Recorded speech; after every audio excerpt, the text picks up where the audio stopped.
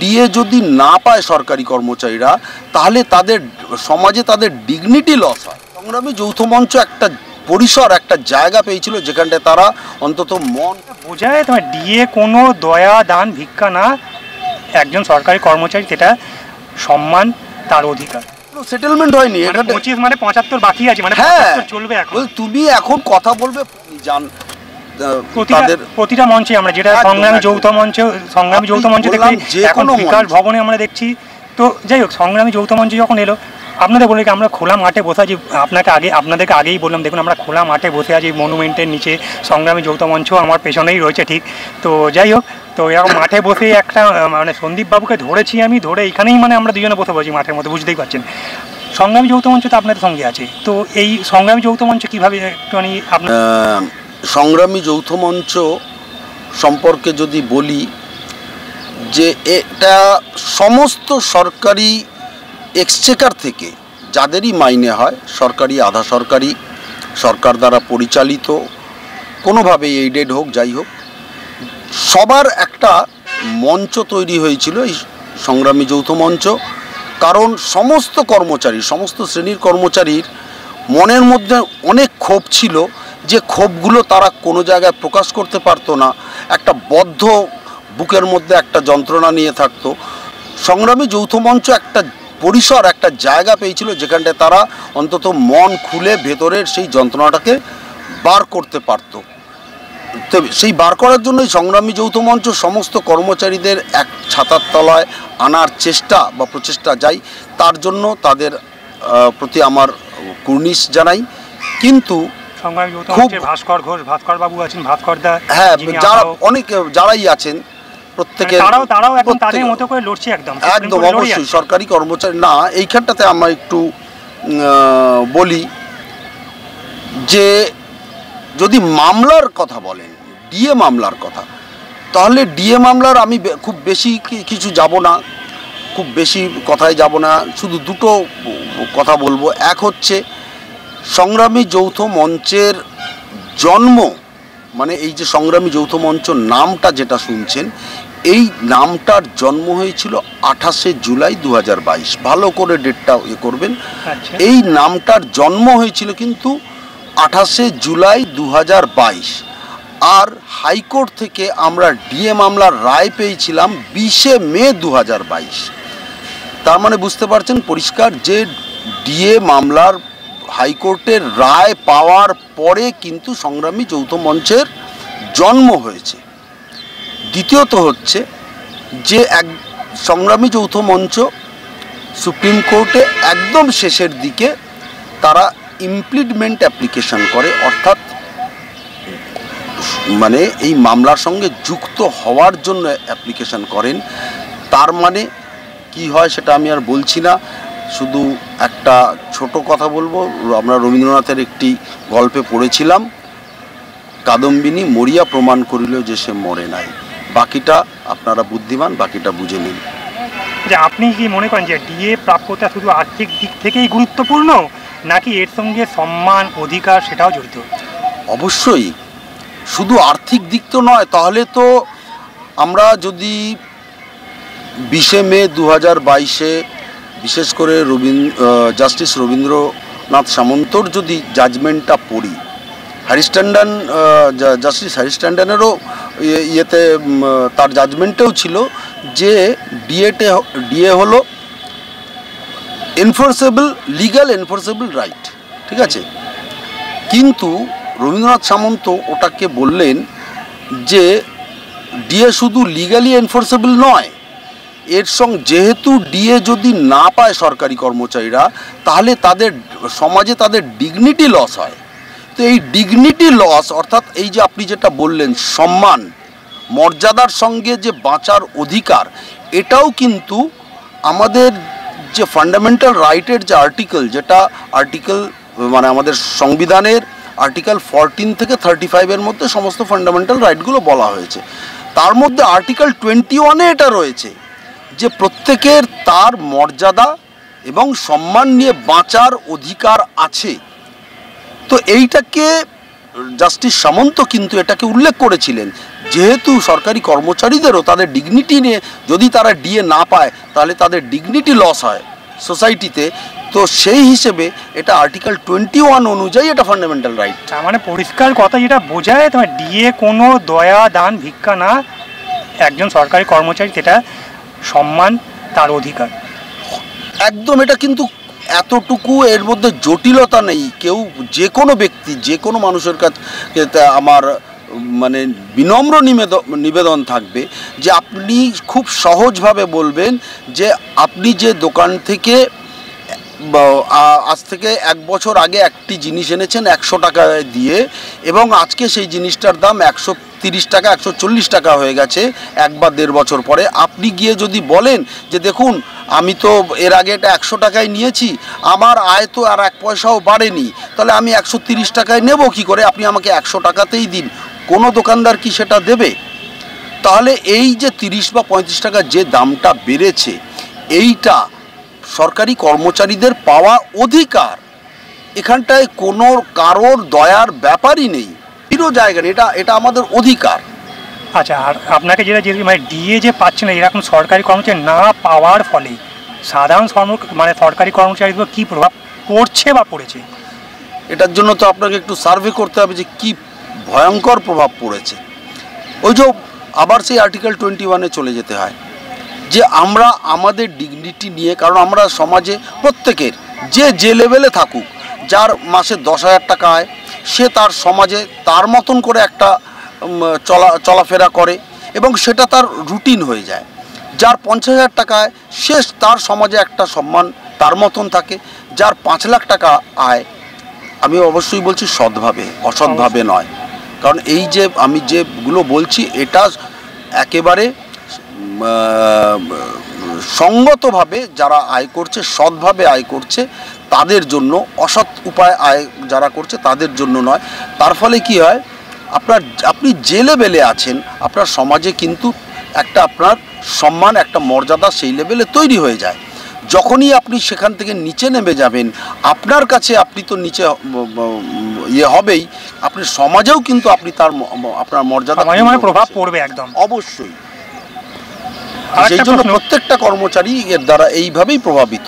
এটার জন্য বললাম যে আপনাকে একটা খুব বড় রকম সার্ভে করতে হবে তারা কিভাবে প্রকৃতভাবে প্রভাবিত হচ্ছে। মানে মুখে না বললেও তারা যে ভেতরে মানে তাদের যে একটা অসুবিধার মধ্যে পড়ছে এটা একদম পরিষ্কার। একদম তাদের অনেক কিছু কার্টেল করতে হচ্ছে, করতেই হবে। আচ্ছা, আপনি আমাকে বলুন যে মামলার রায় ধরুন একটা হচ্ছে, যেটা মানে আগের লাস্ট ডেটে হয়েছে বা পরবর্তীতে হবে, সেই মামলার রায় ধরুন সরকার মানল না, তখন মানে কি করবেন? তখন নেক্সট পদক্ষেপটা কী হবে? দেখুন, আমাদের যে অধিকারের দাবি, এই দাবি বহুকাল ধরে ছিল। যখন সরকার সেটা মানেনি আমরা কোর্টের কাছে গেছি, স্যাটে গেছি, স্যাট থেকে হাইকোর্ট গেছি, হাইকোর্ট থেকে সুপ্রিম কোর্ট গেছি, আমাদের সঙ্গে সরকারও গেছে। তাহলে আমাদের দাবিটা, আমাদের অধিকারের যে দাবিটা, সেটা নিয়ে আমরা কোথায় যেতে পারি? এক, সরকারকে বলতে পারি। সরকার যদি না শোনে তাহলে সংবিধান অনুযায়ী আমাদের দেশে একটাই জায়গা হচ্ছে আদালত। আমরা আদালতের কাছে গেছি, আদালত থেকে আমরা আমাদের পক্ষে রায় পেয়েছি। এটা গেল আমাদের দিক থেকে আমাদের দায়িত্ব, আমাদের কর্তব্য আমরা করেছি। এবার সরকার যদি না মানে, তার জন্য এখন পুরো বলটা রয়েছে কিন্তু সুপ্রিম কোর্টে। তো সুপ্রিম কোর্টে কি করবে না করবে সেটা সুপ্রিম কোর্টের ব্যাপার।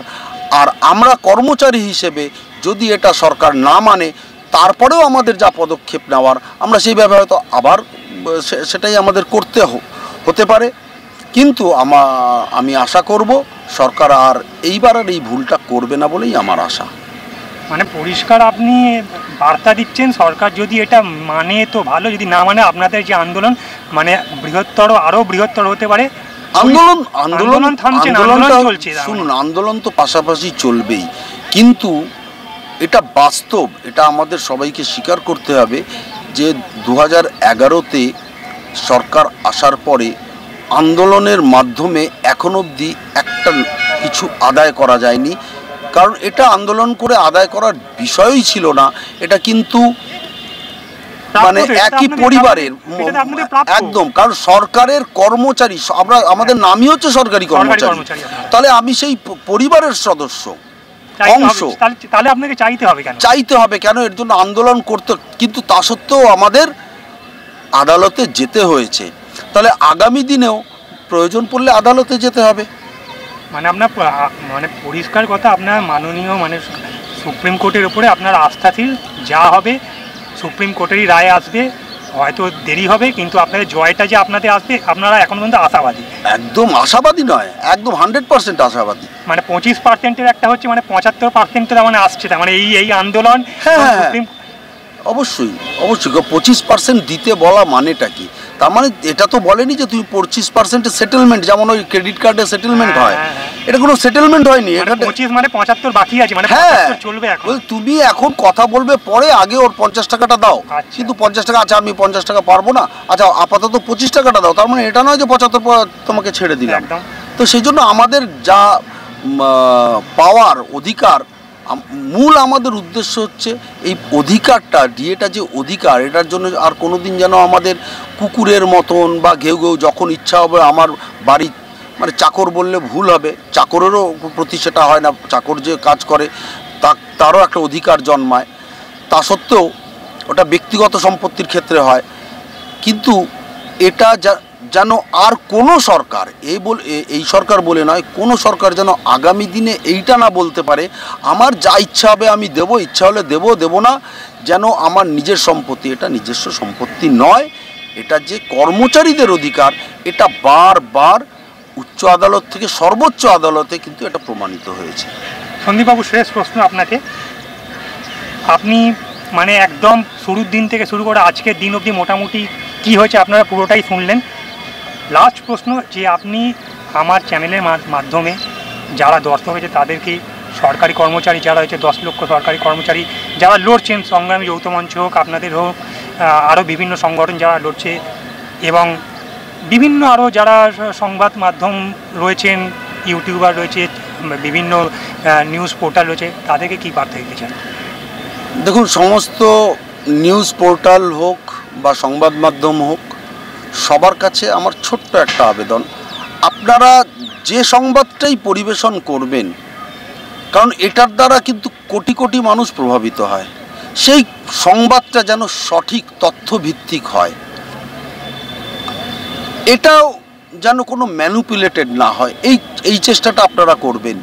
আর সৎভাবে যদি আপনি সংবাদ পরিবেশন করেন, ইনস্ট্যান্ট হয়তো আপনার টিআরপি হোক, ভিউয়ার হোক, হয়তো সাময়িকভাবে মনে হতে কম হতো, কিন্তু যখন আস্তে আস্তে লোকে দেখবে যে না, এই সংবাদ মাধ্যম যে খবরটুকু দেয়, যেটুকু দিক সেটা একদম সলিড দেয়, তার মধ্যে কোনো জল মিশানো থাকে না, দেখবেন একদিন না একদিন তার ফল পাবেন। এটাই আমার সমস্ত মিডিয়া, ছোট থেকে মানে ইউটিউব থেকে নিয়ে বড় চ্যানেল সবার কাছে, যে আপনারা যে সংবাদটা দিচ্ছেন, যেটা বলছেন, কাইন্ডলি ওটা একটু ভেরিফাই করে সঠিক হয়, এইটুকু। আর এই একটা আবেদন, আপনার কি আমার চ্যানেল দেখার কোনোদিনও সময় হয়? সময় পান কি? আমি দেখি আপনার চ্যানেল, আর আমার সত্যিই ভালো লাগে যে হয়তো আপনার চ্যানেল জানি না ছোট বড় সে সম্পর্কে আমার ধারণা নেই অতটা, কারণ আমি আপনার ইয়েটা দেখি, আপনার যে প্রতিবেদনগুলো দেখি, সেখানটা আমার মনে হয় খুব সৎ, এইটা আমি বলতে পারি। আপনি যে প্রতিবেদনটা করেন একেবারে সৎভাবে করেন, আপনার নিজস্ব কিছু তার মধ্যে যুক্ত করেন না, আপনি যেটা দেখেন, যেটা বাস্তব, সেইটাকেই তুলে ধরেন, এইটুকু আমার মনে হয়েছে। এটা আমার অ্যানালিসিস, সবার অ্যানালিসিস, প্রত্যেকের অ্যানালিসিস তার মতন করে তারা করবে বা করে থাকেন, কিন্তু আমার এটা দেখে মনে হয়েছে। আর জনগণের সাধারণ, আপনি আর একটা প্রশ্ন বললেন যে সাধারণ মানুষের প্রতি, সাধারণ মানুষকেও একটা কথা বলবো, আপনাদের যে সরকারি কর্মচারী আপনাদের মধ্যেরই একজন, আলাদা গ্রহ থেকে আসা কেউ নয়, আপনাদের অধিকার ছিনিয়ে নেওয়ার জন্য কোনো সরকারি কর্মচারী নয়, আপনাদের সরকারের যে পরিষেবাগুলো সেগুলো কিন্তু বাস্তবায়িত করে সরকারি কর্মচারীরাই। সেজন্য সমাজে বিভিন্ন রকমভাবে আমরা লক্ষ্য করি, যখন এই ডিএ একটা ঘোষণা হয় বা ইভেন একটা ইনক্রিমেন্ট হয়, যেটা স্বাভাবিক, তখনও এমনভাবে টিভিতে বা বিভিন্ন চ্যানেলে সেটা প্রচারিত হয় যেন আমরা অন্যান্য সমাজের অন্য জায়গা থেকে একটা আলাদা আমাদের একটা গোষ্ঠী, একটা শ্রেণী করে দেওয়া হয়, যেটা আমরা কিন্তু বিভিন্ন সময় এই সেলুনে গিয়ে, চায়ের দোকানে গিয়ে এগুলোকে আমাদের ফেস করতে হয়, যে আমরা নাকি তাদের সমস্ত অধিকার ছিনিয়ে নিচ্ছি। মানে তাদের কাছে এমন একটা বার্তা দিয়ে দেওয়া হয়। এইটাই একদমই এই জনসাধারণের কাছে বা জনগণের কাছে এইটা আমার আবেদন থাকবে, যে আপনারা এই বিষয়টা নিয়েও কিন্তু বিবেচনা করবেন যে জিনিসের দাম বাড়লে তার পরিপূরণ কিভাবে হয়। ধন্যবাদ, ধন্যবাদ। অনেকক্ষণ আপনি আমাকে সময় দিয়েছেন, অনেক ধন্যবাদ। তাহলে আপনারা শুনলেন সন্দীপ সরকার, সরকারি কর্মচারী পরিষদে উনি ভাইস প্রেসিডেন্ট, পিটিশনার। তো ওনার মুখে আমি যতটা তুলে ধরা সম্ভব আমার পক্ষে আমি তুলে ধরলাম। নমস্কার।